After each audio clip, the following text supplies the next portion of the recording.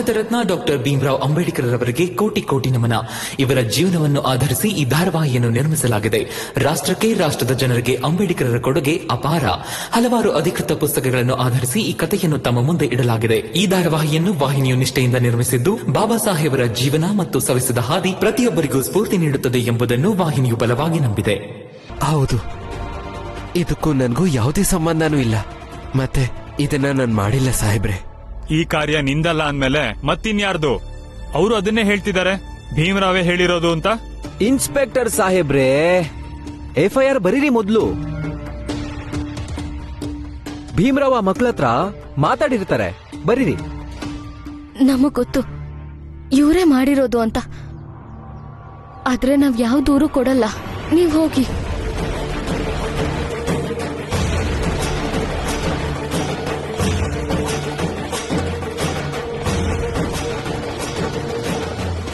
ಮಾಲೀಕರೇ, ನೀವು ಪ್ರಚಂಡ ಮೂರ್ತಿಗಳ ತಮ್ಮ ಏನ್ ಮಾಡ್ತಾ ಇದ್ದೀರಾ ನೀವು?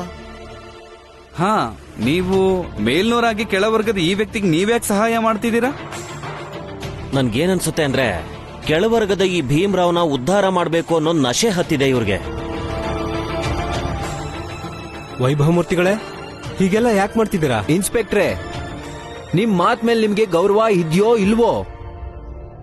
ಷರತ್ ಏನಿತ್ತೋ ಅದಕ್ ನಿಂತ್ಕೊಳ್ಳಿ. FIR ಬರೀರಿ ನೀವು. ವೈಭವ ಮೂರ್ತಿಗಳೇ, ಇದು ನಿಮಗೆ, ಈ ಭೀಮರಾವ್ಗೆ ಮತ್ತೆ ಆ ಜನರ ಮಧ್ಯೆ ಇರೋ ವಿಷಯ. ನಾನೀಗ FIR ಬರೆದು ದೂರು ದಾಖಲು ಮಾಡ್ತೀನಿ.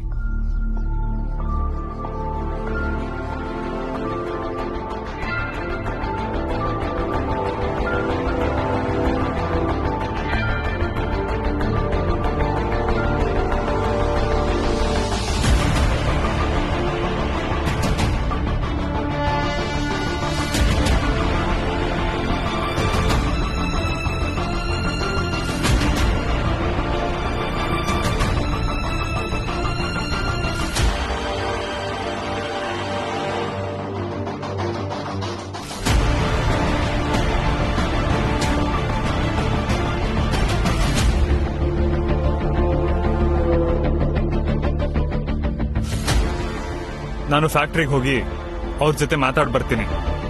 ಇನ್ಸ್ಪೆಕ್ಟ್ರೆ, ನಾನ್ ನಿಮ್ ಪೊಲೀಸ್ ಠಾಣೆಯಿಂದ ಭೀಮರಾವ್ ಬರ್ಕೊಟ್ಟಿರೋ ಕ್ಷಮಾಪಣಾ ಪತ್ರ ತಂದಿದ್ದೀನಿ.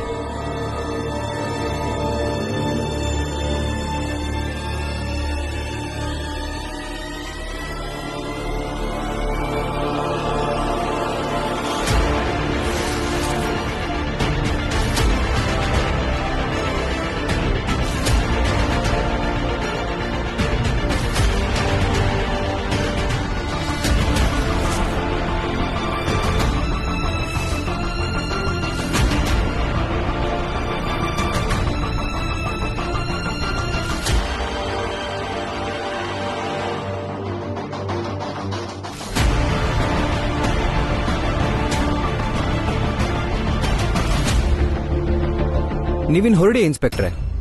ಇನ್ಮೇಲೆ ಯಾರಾದ್ರೂ ನಿಮ್ಮ ಹತ್ರ ಒಳ್ಳೆ ಉದ್ದೇಶದಿಂದ ದೂರ್ ಕೊಡಕ್ ಬಂದ್ರೆ ತಪ್ಪದೆ FIR ದಾಖಲು ಮಾಡ್ಕೊಳ್ಳಿ.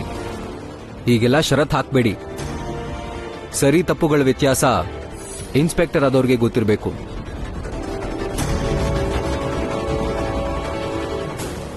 ಆ ಅರ್ಹತೆ ನಿಮ್ಗಿದೆ.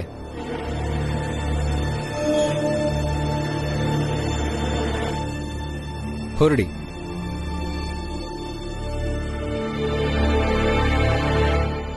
ಆದ್ರೆ ವೈಭವ ಮೂರ್ತಿಗಳೇ, ಈ ವಿಷಯ ನಿಮಗೆ ಗೊತ್ತಾಯ್ತು? ಕೇಲುಸ್ಕರ್ ಗುರುಗಳನ್ನ ಭೇಟಿ ಮಾಡಿದ್ದೆ. ಈ ವಿಷಯನೆಲ್ಲ ಅವರೇ ಹೇಳಿದ್ದು. ನೀನು ನಿನ್ನೆ ಹೇಳಿದ್ದೆ ಕೆಲವೊಂದು ಹೋರಾಟದಲ್ಲಿ ಸೋತಿದ್ಯಾ ಅಂತ. ಆಗ ಗೊತ್ತಾಯ್ತು. ಸದ್ಯಕ್ಕಿದೆ ನೀನು ಹೋರಾಟ. ಇದಕ್ ನಾನು ಸಹಾಯ ಮಾಡಿದ್ರೆ ನೀನ್ ಸೋತಿರೋ ಹೋರಾಟಕ್ಕೆ ನಾನು ಜೀವ ಕೊಟ್ಟಂಗಾಗುತ್ತೆ.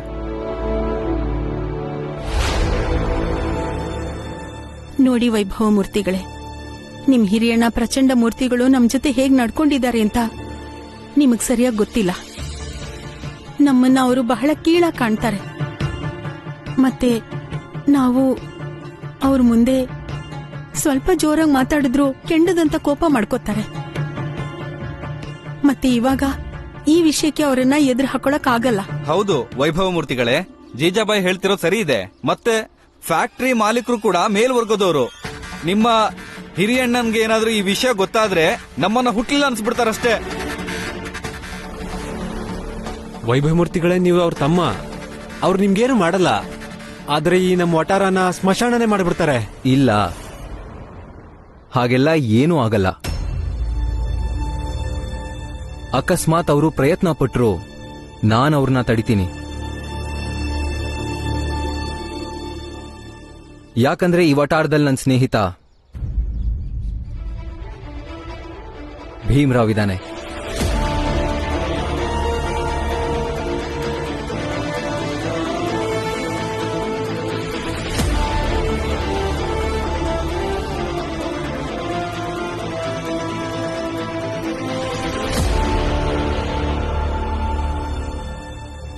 ಆದ್ರೆ ಭೀಮ್ರಾವ್ ಇನ್ನೂ ನನ್ನ ಸ್ನೇಹನ್ ಸ್ವೀಕರಿಸಿಲ್ಲ. ಈಗ್ಲೂ ನಾನು ಭೀಮನ್ ಹತ್ರ ಸ್ನೇಹ ಬೆಳ್ಸಕ್ ಇಷ್ಟಪಡ್ತೀನಿ.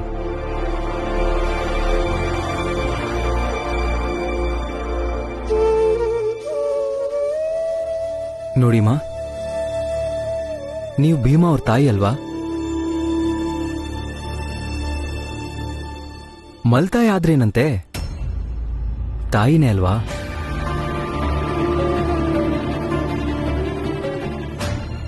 ಭೀಮನ್ ಮೇಲೆ ಎಲ್ರಿಗಿಂತ ನೀವು ವಿಶ್ವಾಸ ಇಡಬೇಕು.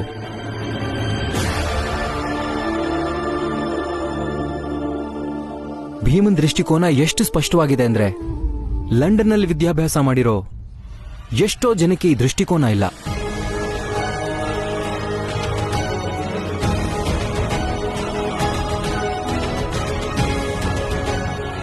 ಇಂಥ ಭೀಮಾ ನಿಮ್ ವಟಾರದಲ್ಲಿರೋದಕ್ಕೆ ನೀವೆಲ್ಲ ಹೆಮ್ಮೆ ಪಡಬೇಕು.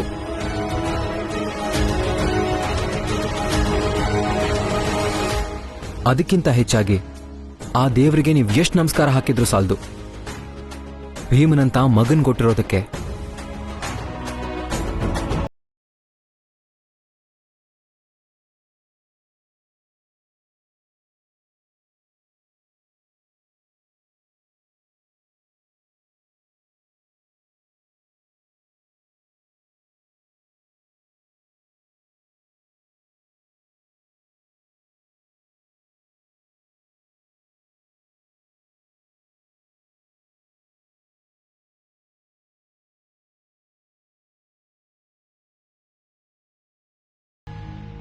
ಪ್ರಚಂಡ ಮೂರ್ತಿಗಳೇ, ಪ್ರಚಂಡ ಮೂರ್ತಿಗಳೇ,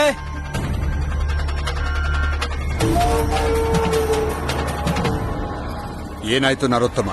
ನಿಮ್ ತಮ್ಮ ವೈಭವ ಮೂರ್ತಿ ಆ ಭೀಮ್ರಾವ್ಗೆ ಸಹಾಯ ಮಾಡ್ತಿದ್ದಾನೆ. ಪ್ರಚಂಡ ಮೂರ್ತಿಗಳೇ, 20 ಮಕ್ಕಳನ್ನು ಸೇರಿಸಿ ಫ್ಯಾಕ್ಟರಿ ಮಾಲೀಕರ ವಿರುದ್ಧ FIR ದಾಖಲಾಗೋ ತರ ಮಾಡಿದಾನೆ. ಇನ್ನೊಂದು ಆಘಾತ ಅಂದ್ರೆ ಈಗ ಅವರು ಆ ಭೀಮ್ರಾವ್ ಇರೋ ವಠಾರದಲ್ಲೇ ಇದ್ದಾರೆ. ಕ್ಷಮಿಸಿ ಪ್ರಚಂಡ ಮೂರ್ತಿಗಳೇ, ಯಾಕಂದ್ರೆ ನಿಮ್ ಕಿರಿ ತಮ್ಮ ನಿಮ್ಮ ಗೌರವನ ಮಣ್ಪಾಲ್ ಮಾಡ್ತಿದ್ದಾರೆ. ಜೋಶಿ ಅವರೇ,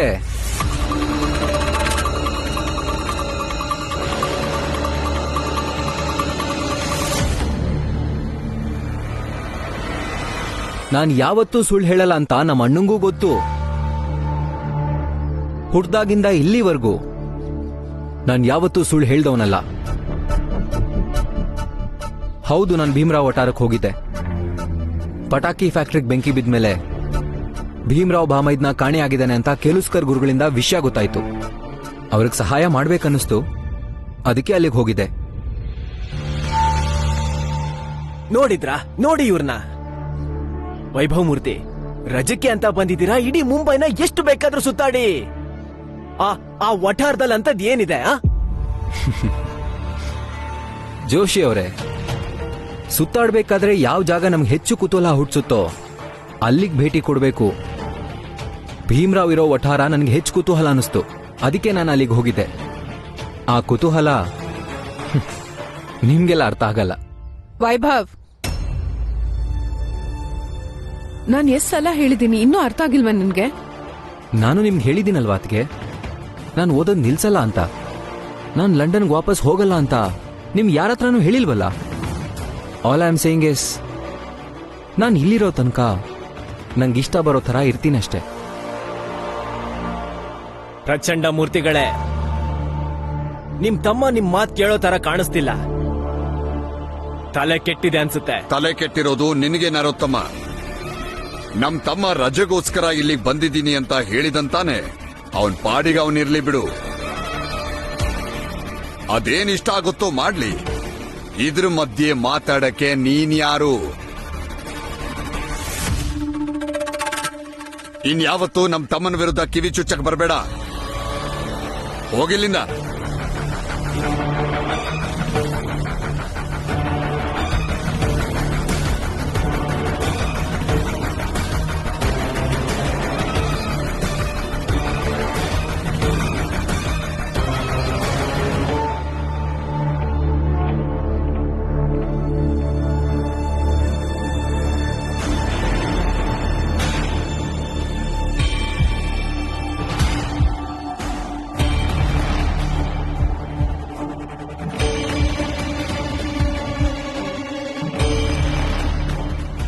ವೈಭವ್,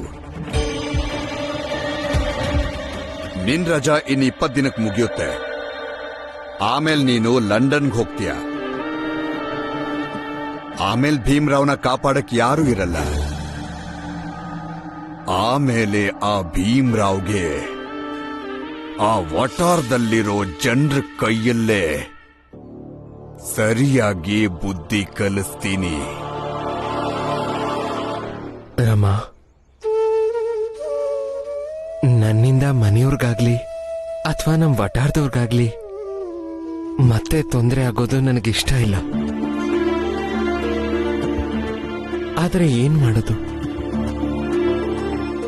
ಖುದ್ದಾಗಿ ವೈಭವ್ ಮೂರ್ತಿಯವ್ರು ಬಂದು ಫ್ಯಾಕ್ಟರಿ ಪ್ರಕರಣನ ಮತ್ತೆ ಶುರು ಮಾಡಿದ್ದಾರೆ. ನೋಡಿ, ಲಕ್ಷ್ಮಿ ಅಕ್ಕ ಆಸ್ಪತ್ರೆಗೆ ಸೇರ್ಕೊಂಡಾಗ ನಂದೇ ತಪ್ಪು ಅನ್ಕೊಂಡಿದ್ದೆ. ಆಗ ನೀವ್ ನನಗ್ ಹೇಳಿದ್ರಿ, ಕೆಲವೊಮ್ಮೆ ಅನಾಹುತಗಳಾಗತ್ತೆ, ಎಲ್ಲದಕ್ಕೂ ನಾವೇ ಕಾರಣ ಅನ್ಕೋಬಾರ್ದು. ಆದ್ರೀಗ ನೀವೇ ಯಾಕದಕ್ ಕಾರಣ ಅನ್ಕೋತಿದ್ದೀರಾ? ಎಂಥ ಕಾಕತಾಳಿ. ನಾನು ಸತಾರದಲ್ಲಿದ್ದಾಗ ಅಲ್ಲಿ ಚಿದಾನಂದ್ರಿದ್ರು. ನನ್ನನ್ನ ಅವರು ಶತ್ರು ತರಾನೇ ನೋಡ್ತಾ ಇದ್ರು. ಆದ್ರೆ ಅವ್ರ ಮಗ ಧ್ರುವ ನನ್ನ ಸ್ನೇಹಿತ ಆದ. ಈಗ ಈ ಬೊಂಬೈನಲ್ಲಿ ನನ್ನನ್ನ ಕಟು ಶತ್ರು ಅಂತ ಭಾವಿಸಿರೋರೆ ಪ್ರಚಂಡ ಮೂರ್ತಿಯವರು. ಅವ್ರ ತಮ್ಮ ನನ್ನ ಸ್ನೇಹ ಬಯಸಿದ್ದಾರೆ. ನಾನು ಸ್ನೇಹ ಬೆಳ್ಸಕ್ ಬಂದಿದ್ದೀನಿ.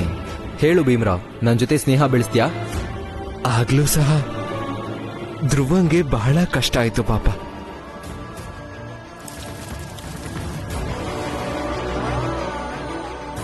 ಇಲ್ಲೂ ಅದೇ ಪುನರಾವರ್ತನೆ ಆಗೋದು ಬೇಡ ರಮ್ಮ. ನನ್ನ ಜೊತೆ ಬರೀ ಸ್ನೇಹ ಬೆಳೆಸೋದ್ರಿಂದ ವೈಭವ್ ಮೂರ್ತಿಯವ್ರಿಗೆ ಕಷ್ಟ ಆಗೋದು ನನಗಿಷ್ಟ ಇಲ್ಲ. ನೀವ್ ಅನ್ಕೊಂಡಿರೋ ತರ ಅಲ್ಲ, ಇದು ನಿಮ್ ವ್ಯಕ್ತಿತ್ವಕ್ಕಿರೋ ಆಕರ್ಷಣೆ. ಅದು ಶತ್ರುಗಳ ಮನೆಯಿಂದ ಸ್ನೇಹಿತರು ಹುಡ್ಕೋತಾರೆ.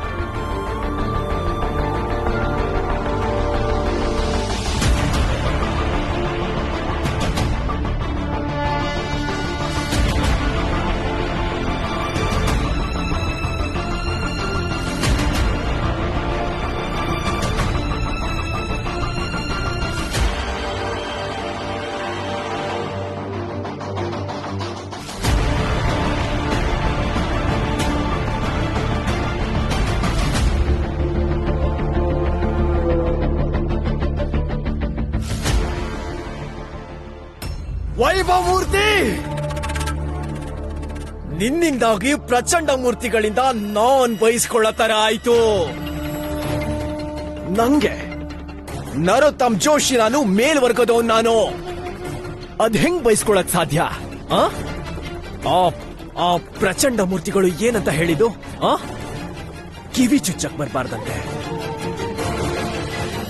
ಕಿವಿ ಚುಚ್ಚಕ್ ಬರಲ್ಲ ಪ್ರಚಂಡ ಮೂರ್ತಿ. ಈಗ ಸುದ್ದಿ ಬರುತ್ತೆ.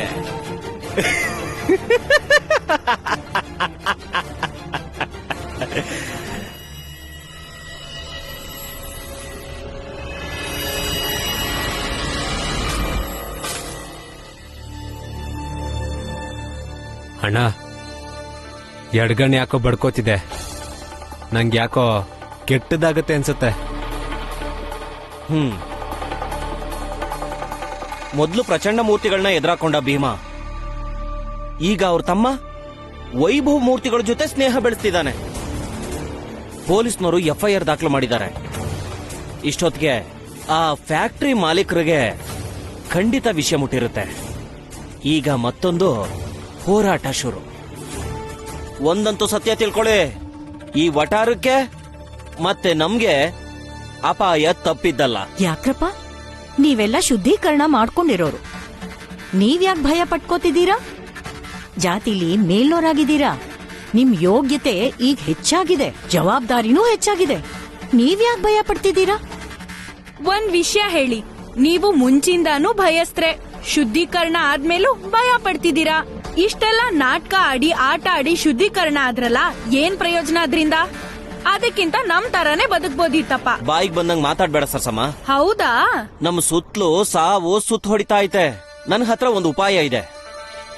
ವಟಾರದ ಹೊರಗಿನ ಗೋಡೆ ಮೇಲೆ ಬರ್ಸೋಣ, ಈ ವಟಾರದವ್ರಿಗೂ ಭೀಮಂಗೂ ಯಾವ ಸಂಬಂಧನೂ ಇಲ್ಲ ಅಂತ. ಸಂಬಂಧ ಇದೆ, ಭೀಮನ್ ಬಗ್ಗೆ ಕಾಳಜಿನೂ ಇದೆ. ಹೌದು, ಭೀಮನ್ ಮೇಲೆ ನಮ್ಗೂ ಕಾಳಜಿ ಇದೆ, ಅವನಿಗೂ ನಮ್ ಮೇಲಿದೆ. ನನ್ಗೂ ಇದೆ.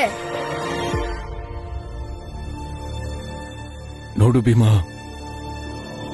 ಮನಸಾರೆ ನಿನ್ನ ಸ್ನೇಹ ಬಯಸಿ ಬಂದ್ರೆ ಅವರಿಂದ ದೂರ ಹೋಗೋದು ಅವರಿಗೆ ಅವಮಾನ ಮಾಡ್ದಂಗೆ ಅಲ್ವಾ? ಅದ್ ನಿಂಗೆ ಸರಿ ಅನ್ಸುತ್ತಾ? ನಂಗೇನ್ ಅನ್ಸುತ್ತೆ ಅಂದ್ರೆ, ಸತಾರಾದಲ್ಲಿ ಧ್ರುವ ಇದ್ದಂಗೆ ಇಲ್ಲೂ ಹಾಗೆ ಬೊಂಬೈನಲ್ಲಿ ಇವರು ಯಾಕಿರಬಾರ್ದು? ಭೀಮಾ, ನೀನೀಗ ಈ ವಿಷಯಕ್ಕೆ ಖುಷಿ ಪಡು. ಮೇಲ್ಜಾತಿಲೂ ಯಾರೋ ಒಬ್ರು ನಿನ್ ಮಾತನ್ನ ನಂಬೋರು ಇದಾರೆ. ಈಗಿನ್ನು ಇದನ್ನ ಪ್ರಾರಂಭ ಅಂತ ತಿಳ್ಕೊ. ಹೌದು ಭೀಮಾ, ನೀನು ಇದೇ ಉತ್ಸಾಹದಲ್ಲಿ ಮುಂದುವರಿ. ಹೌದು ಭೀಮಾ, ನನ್ಗ್ಯಾಕೋ ಇದೇ ಸರಿ ಅನ್ಸುತ್ತೆ. ಹೌದು ಭೀಮಾ, ಇವಾಗೆಲ್ರೂ ಎತ್ಕಟ್ಟಿ ಭೀಮನ್ನ. ಇನ್ನೊಂದ್ ಮಾರಿನ ಮನೆ ಕರ್ಕೊಂಡ್ ಬರ್ಲಿ, ಆಗೆಲ್ರಿಗಿಂತ ಮುಂಚೆ ಇವನೇ ಓಡ್ ಹೋಗೋದು. ಮನೆಯವ್ರಿಗೆ ನಿನ್ನಿಂದ ಇನ್ಯಾವ ತೊಂದರೆನೂ ಬರಬಾರ್ದು. ಆ ವೈಭವನಿಂದ ದೂರ ಇರು ಅಷ್ಟೇ.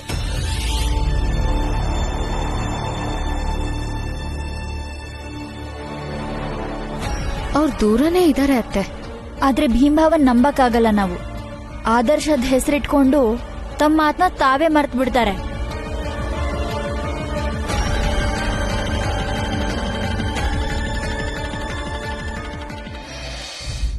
ನನಗೆ ನೀವೆಲ್ಲ ಏನ್ ಹೇಳಕ್ ಹೊರಟಿದ್ದೀರಾ ಅನ್ನೋದು ನನಗೆ ಅರ್ಥ ಆಗ್ತಾ ಇದೆ. ಅದಕ್ಕೆ ನನಗೇನ್ ಅನ್ನಿಸ್ತಾ ಇದೆ ಅಂದ್ರೆ, ಬೇರೆದೆಲ್ಲ ಏನಾದ್ರೂ ಇರ್ಲಿ, ವೈಭವ್ ಮೂರ್ತಿ ಅವರು ನನ್ನ ಬಗ್ಗೆ, ನನ್ನ ಮನೆಯವ್ರ ಬಗ್ಗೆ ಸದಾ ಒಳ್ಳೇದೇ ಬಯಸ್ತಾರೆ. ಮನ್ಸಿಂದ ಒಳ್ಳೆ ಮನುಷ್ಯ ಅವರು. ಅದಕ್ಕೋಸ್ಕರನೇ ನಾನು ಅವ್ರ ಸ್ನೇಹ ಬೆಳೆಸ್ತೀನೋ ಇಲ್ವೋ, ಒಬ್ಬ ಒಳ್ಳೆ ಮನುಷ್ಯನ್ಗೆ ಗೌರವ ಕೊಡೋ ಉದ್ದೇಶದಿಂದ ಅವ್ರ ಮೇಲೆ ನಾನೊಂದು ಒಳ್ಳೆ ಅಭಿಪ್ರಾಯ ಇಟ್ಕೋಬೇಕಾಗತ್ತೆ. ಅದನ್ನ ನಾನು ನಿಭಾಯಿಸ್ತೀನಿ.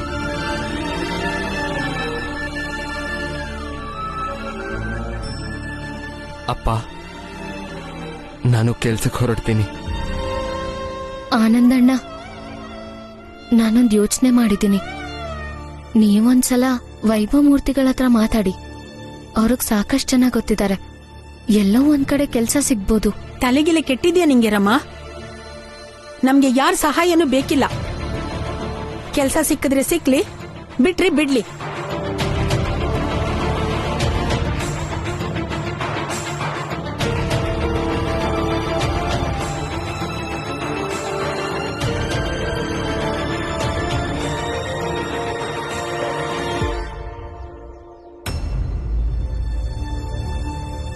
ವೈಭವ್ ಮೂರ್ತಿಗಳೇ ನಮಸ್ಕಾರ. ನಾನು ಭೀಮರಾವ್ನ ಅಣ್ಣ ಆನಂದ. ಹಾ ಆನಂದ, ಹೇಳು. ಅದು ನಿಮ್ಮ ಹತ್ರ ಸ್ವಲ್ಪ ಮಾತಾಡ್ಬೇಕಿತ್ತು. ಹೇಳು. ನಂಗೊಂದು ಕೆಲಸ ಬೇಕಿತ್ತು.